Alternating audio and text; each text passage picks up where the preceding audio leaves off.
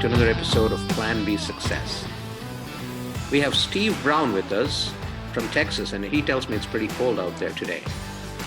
He's the author of the funniest book on marketing, The Golden Toilet: Stop Flushing Your Marketing Budget into Your Website and Build a System That Grows Your Business. That's what the book is called. It's a long title, I know, but we'll hear about that one in a minute from him.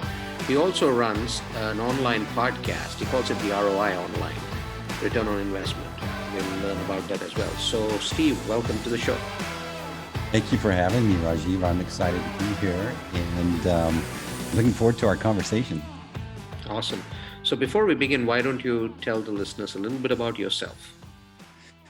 Yeah, I was always in a sales position, but I kept having this nagging feeling that I should find something that I was in charge of and start a business and grow my business.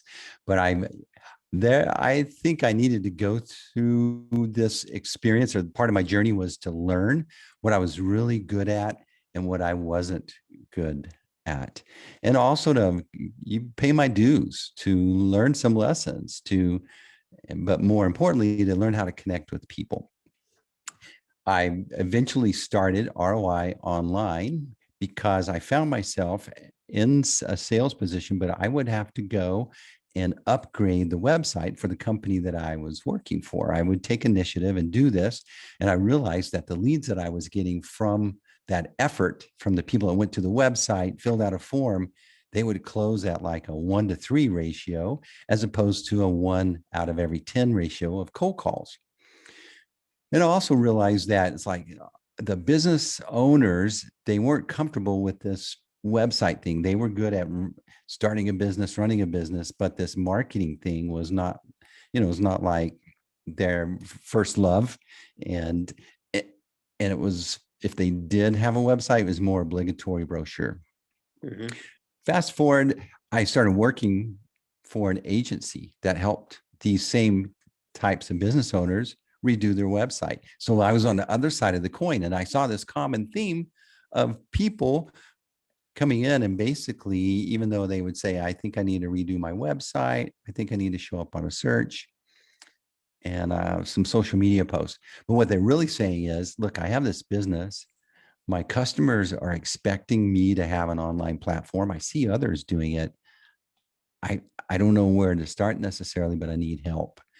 And when I saw that common theme happen over and over, I realized that's what I'm supposed to do, because I've been in both sides, and I understand how useful this website can be in a sales process. And so that's why I started ROI Online. Awesome. And why the name ROI Online? I think that the name of what you're doing, first of all, is a smart branding move to communicate that I understand you, that you have an expectation that the investment that you're going to make with me should pay off. You should be able to have something to show for it, as opposed to Steve Brown and Associates or Steve Brown Design Firm, or that. Plus, later on, if you were going to sell it, it's easier to sell, and it's more valuable to someone to buy a brand that has a reputation apart from you as the person. And how long has your organization been in existence? So we're in our 9th year now. Awesome. So we've learned a lot, and we've been along when all these changes have been happening, right? And so it's been something that I'm proud of. When you look at what you just mentioned, technology, for instance, right? So you're focused on how do I, get a return on my investment on the website. You're absolutely right. A lot of people talk about personal branding. A lot of people think that if they have a website on there that talks about them, which is a placeholder, people go look at it, and then there's no call to action. It's just a website, a static website. Mm-hmm. But at the same time, people, I firmly believe people kind of fall into two different buckets. One is the creative side of it, and one is the technical side of it, the executive and the technical chops, right? So the creative side of it is basically what you're going after doing. In your case, for instance, what I see is marketing and that's your passion, and that's what you're doing, and you're one of the rare breeds where the technical and the creative sides come together. But Yeah. then it can be pretty overwhelming when you don't have the technical chops. And when we talk about website, we're talking about websites, we're talking about SEO, on site, off site, we're talking about funnels, we're talking about integrations. It can get overwhelming pretty quickly, and then before you know, people give up, and they're like, I really don't understand this. Do you see that with your clients? Yeah. Because, let's say I've had a conversation with over 1,000 business owners, and there's a common theme that they approach this problem with. And let's back up and let's understand why they are approaching me at this point, or others that are in my position. It's like, I got a business going. First of all, I want to state, I believe the invisible heroes of our time, of our economy, are the entrepreneurs, the business owners that have risked everything to start this business. And as a result, they provide products and services that improve our lives. And did you know that 98% of the businesses in the US economy have 20 or less employees? And in aggregate, they employ almost half of the American workforce. Right. So think about it. These guys not only risk their future and their family's future, but they're actually creating jobs that are significant and make a big impact. And yet they get a business going, they get employees, they get customers. And then finally, there's this point where they look up and they go, oh, crap, now I got to get my act together online. And I don't know exactly where to start. And that's why they approach people like our agency.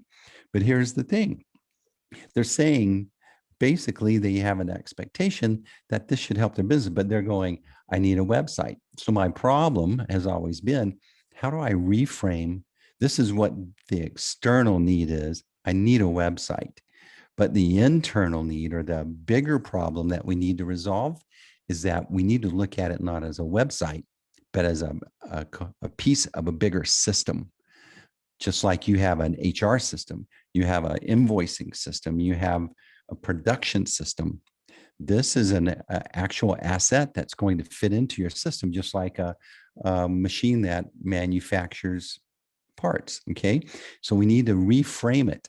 And that's where the title came from my book. One day I was talking with someone and it was like this. Look, you've heard that comment that you got to tell someone 7 times something before they hear it. Mm-hmm. Okay. Well, the other way to kind of shortcut that is to absurdly reframe the thing that they're stuck on. So they're stuck on, I need a website, and let's hurry and get this done so I can check it off my task list and get on to the real business. But when I told them, I said, look, your website's just a toilet. Then, did he just say toilet? I just shut down all their thinking on the last argument they had, the text they had, whatever happened before that meeting. I just turned it off. Did he just say toilet? Yeah. You wouldn't work in an office if it didn't have a toilet. You wouldn't build a house or buy a house or lease a house if it didn't have a toilet. But when people come over, where do they hang out? In the kitchen, around the pool, fireplace, or whatever. And it's the same thing here. It's an important piece of a system that's going to help you grow the value of your business. So let's look at it. How can it support the other systems in your business? And that reframes the expectation of this investment. Then it means, okay, they may come in and they've been programmed. Everybody calls them every day. Hey, I can SEO this. I can get you at the top of a search. I don't know anything about your business, but I can get you at the top of a search, assuming that's the best thing for them. And it may or may not be. But they come in with saying the words that they know to say. Well, tell me about your SEO. I guess that's important because everybody calls me about SEO. Well, it's the wrong thing to focus on immediately. It's like, let's back up and understand what you're doing to your business and how we can support your sales process. Or how can we help your recruit employees? What are some of the other things we need to have an expectation from this investment and in this asset? One thing that I see with websites, right? A lot of people are caught up on how good does it look? The immediate impact it has. Mhm. There's a certain percentage of people out there that are more worried about that, and then there's the other percentage who probably heard the term SEO being thrown around and figured out that, hey, it must be important, and then they're Mhm. trying to come and ask you questions about it. How important do you think is the look and feel of the toilet, as you say? Yeah. So yeah, a toilet's helpful and when you need one, right? The look and feel is important, but here's the thing that it needs to do. It needs to immediately communicate, I understand you and you're safe. Okay. So the reason you're on your website is because we're tribal in nature. Our brains were designed a long, long time ago. Okay. We're still at brain 1.0, but we're having to operate in a world that in basically in two areas. We need to be, my brain needs to serve me in the physical world, in personal interactions, and in a digital world. But so the same things are in place. Safety first. Do I spend time here? Do I trust this person? It needs to really quickly convey, I understand what you're looking for. You found what you wanted and you're safe here. And so, more important than the look and feel, which needs to be clean, precise, pristine, but it needs to be able to immediately communicate you found what you were expecting. And that's way harder than SEO. That's way harder than pretty design. That takes a lot more strategy. Hmm. So, in terms of let's say somebody is in the process of starting a business, right? So you get a multitude of clients. Somebody who's just getting started versus somebody who's been there, done that. It did not work out. They're coming to look for help, and others who are just overwhelmed Mm. with all of this, and then they need help. Is building the trust factor in all these three kinds of customers? Do you think it's the same thing, or do you approach it differently? Yeah, you think about Rajiv, the number one struggle that we have as business owners, as parents, as spouses, as teachers, as prison wardens, is how to take what's in our head and package it in a way that makes sense to who we're trying to communicate to. And so the information that we need to design on any touch point, be it physical or virtual, needs to be set up in a format that the brain craves and desires. And that's in a story format. Our brains just crave information that's in the form of a story. So when we land on a website, whether we know it or not, I call it the bodyguard. You know, we've all seen the movies where the VIP rolls up in the limo and the bodyguards get out and they look around and they look for any threats. And when they're comfortable, they give the signal and the VIP comes out, does the deal. But if any danger pops up, they grab them and whisk them away. Well, that's going on with your brain. You have an actual bodyguard, and it's called your brain stem. It's a part of your brain, the old brain, that doesn't process language or text. Okay. It doesn't read and it doesn't speak language. It speaks in emotions. And so it signs off on all decisions. And then the logical part of the brain justifies that decision, whether we know it or not. And so your information, your challenge as a communicator, as a business owner, is to appeal to the bodyguard, and the bodyguard go, you're safe here, Rajiv. You can spend a little more time investigating and expose yourself to this because there's not dangers here, right? And so the the messaging needs to really honor and see a human, not a consumer, to see a person with a dreams, not a mannequin with a credit card. Hmm. So, when it comes to websites versus funnels, and nowadays you have so many automated funnel Mm. software systems that are out there. That's another confusing realm for a lot of people. And in some cases, you're probably packaging a product, a course, one of those things, but it still gives you a web page to talk about yourself. Hmm. What in your in your terms, what's the difference between a website versus a funnel? Hmm. And could you still live with just funnels and no website? Well, I don't think there's a one size fits all for sure. But, in my book, I kind of talk about the way I would answer that. You need to have four fundamentals in place. Okay. And those fundamentals are clear messaging that is baked into the technology of our day. It's always going to change. It's always going to be updated. You're going to get a new version, but it needs to be baked in the technology of the day. And right now, I would answer marketing automation, some sales automation, and then you need a strategy, what I call strategic campaigns. And so everyone's familiar, they need a website, some social media posts, maybe some blogs or videos. And that's what I call that's the iceberg above the waterline. That's what everybody does first.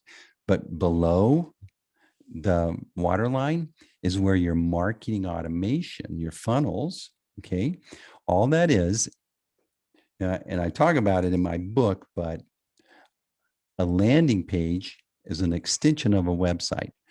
And it's just very specific information about a particular service or product that you provide with a form next to it. And so people would go to that landing page, they click on a social media post, they watch a video, and at the end of it, the call to action that you want to do, let's say you did a video about your plumbing services or whatever. And at the end of this video, be sure to click here because you're going to go to the top 3 questions you need to ask before you let a plumber in your house. Okay. All right. So you click on it, you go to that landing page. You didn't go to the home page and have to dig around to find it. You go directly past go to that landing page. And then there's a little form to get that thing. You're going to identify who you are. And that drops you in your funnel system or your marketing follow-up nurturing system because people aren't ready to buy immediately. They may need a couple of more emails, a couple of more things to educate themselves until they're ready. And then when they're ready, they raise their hand or they make a call. And that's when it goes into the sales side of things. So that sales automation, that's when you take all that messaging that you saw on a post, on the landing page, and the marketing follow-up, and in the sales is going to be congruent because why? You got your messaging clear.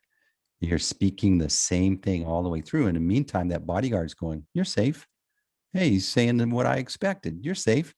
Hey, look at these emails. They feel just like what I saw earlier. This is familiar. You're safe. And when the sales, remember that time you decided to buy something, you got in a car, you drove over there, you went inside, you're going to purchase today. And you go in and that salesperson was a jerk. You remember how upset you got? To the point where I'm going to leave a review. That was it's because the experience and the messaging was disconnected from what you anticipated from your experience from a distance of safety. And then you went and exposed yourself, and this guy was totally oblivious to all that you just bought into. That's why it was so offensive to you.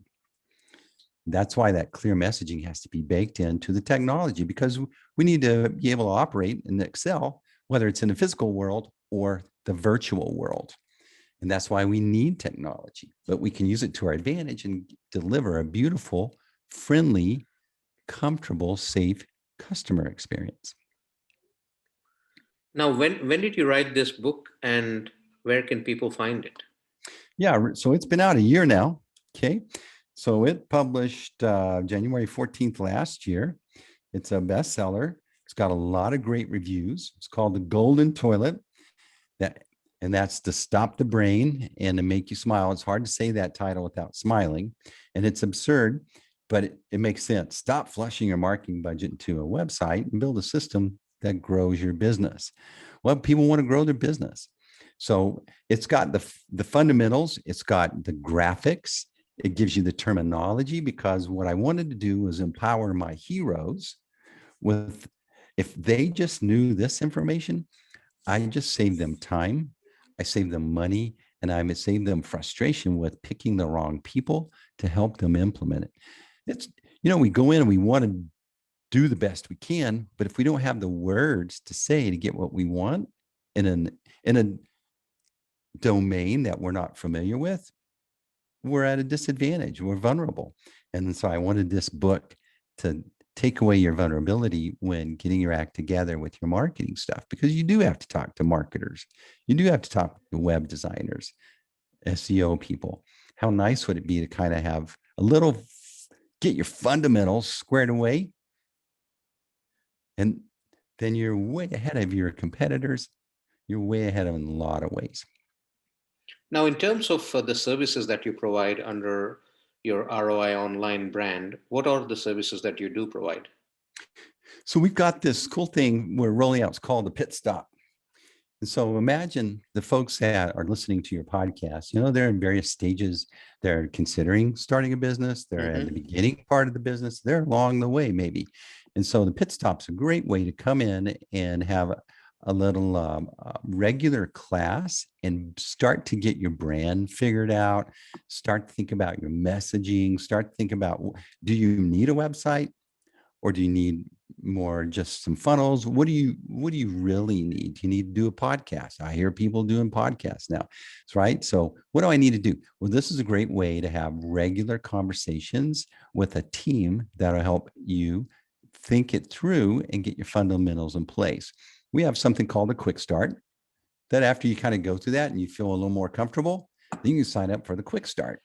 And that's where we'll walk you through and get all the fundamentals together if you need help doing that. And then after that, after you graduate and we feel we got a good fit, then oftentimes those same clients will go ahead and continue on with us in a more of a long-term engagement. So do you actually, do the whole thing for your clients in terms of the automation, the machine that needs to be created and run? Yes. So there's two platforms that we've chosen to just be experts in instead of novices in many. So one of them is for a little more high-powered clients, we put them in HubSpot.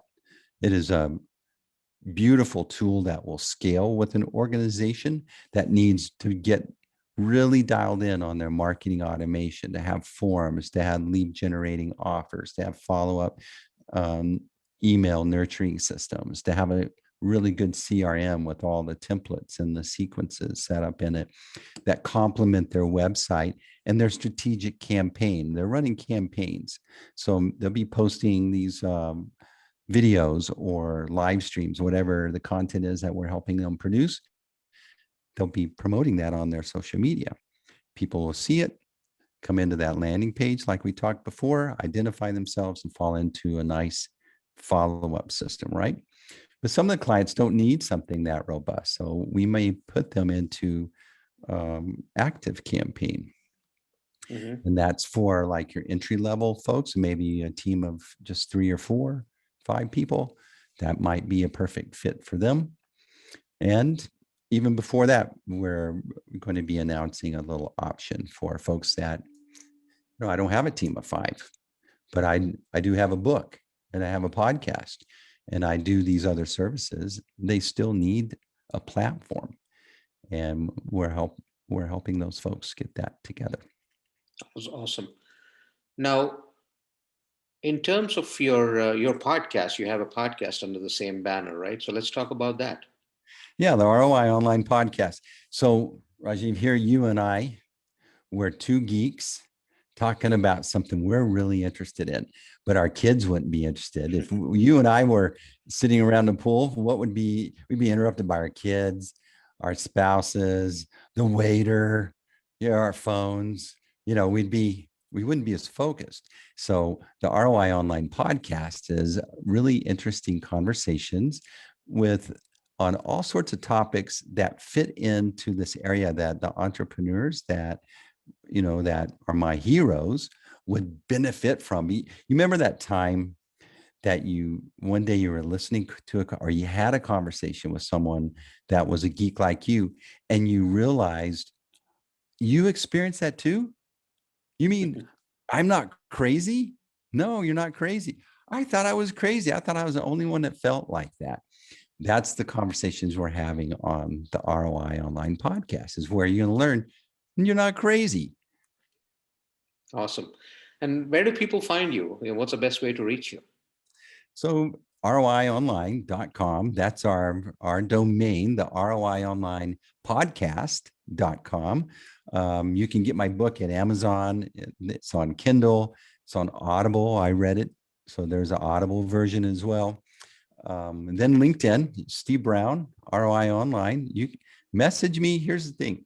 Whoever's listening to here, let me know you heard me on this podcast. Ping me on LinkedIn. I'll spend 30 minutes with you and coach you on whatever you want to be coached on, or answer whatever question you want to answer. It's on me. And yeah, I think that's a great way to provide value for your audience. Awesome. And then when it comes to the kind of clientele that you serve, can you give us a flavor of the kind of people that reach out to you? Yeah. So I have one client. She's starting a new brand. She's a nurse. So you'll be seeing a brand launch called Amazing Nurse, but she's providing information in a community for nurses who work their butts off. But how nice would it be to have a little community of other nurses where you can learn about tips on being a better nurse, problems that you're facing, what equipment you should use, all sorts of things around the nursing field. So, she's a solopreneur starting up a brand. We have folks that are authors and they have podcasts. And so they need a place for their folks that enjoy what they write or what they produce or manufacture, where to go and connect, sign up for the courses. So authors like Will Leach, Marketing the Mind States. He's got a beautiful book. That's one of my favorite. He's our client. So he's got a platform. He works with brands like Frito-Lay or Johnson & Johnson. And then we have companies. So companies that are, they provide services. Like one of our clients, they do water pumps, municipal water pumps. Okay. And for communities. So cities hire them to come in and repair their pumping stations and so what do they need? They need to be able to communicate to their clients what they do, all these products and services that they do, and support their sales team. Awesome. Well, Steve, thank you so much for joining us today. This has been a pleasure learning about your business, especially your book, and I'm going to check it out, and I'm sure a lot of the readers will as well. Before I let you go, anything that you'd like to share with the listeners in terms of anything that from your own experiences that would be useful for them? Yeah. So, when I started this business, I was just like you guys, I was like, man, I hope this works. I was worried making it from week to week, month to month. I just need to pay my first employee, right? Where am I going to get the money to pay them? But then later it turned in year to year. But here's the thing. There is no silver bullet. We default and think there's just this one thing we need to figure out, and then it's all resolved, but it's not true. It's not true. You need to approach everything. What's the system I need to put in place to manage through these challenges? So just like in my book, I'm talking about a system it's basically an entrepreneurial business sales and marketing system, right? But you have to think of systems instead of silver bullets. So there's not one thing. You need to put in a little system. Systems empower you. Systems aren't engines. Systems communicate to your employees what to do when you're not around. Awesome. Well, Steve, thank you so much for joining us today, and thanks for sharing. I loved it. Thanks for having me, Rajiv. Absolute pleasure.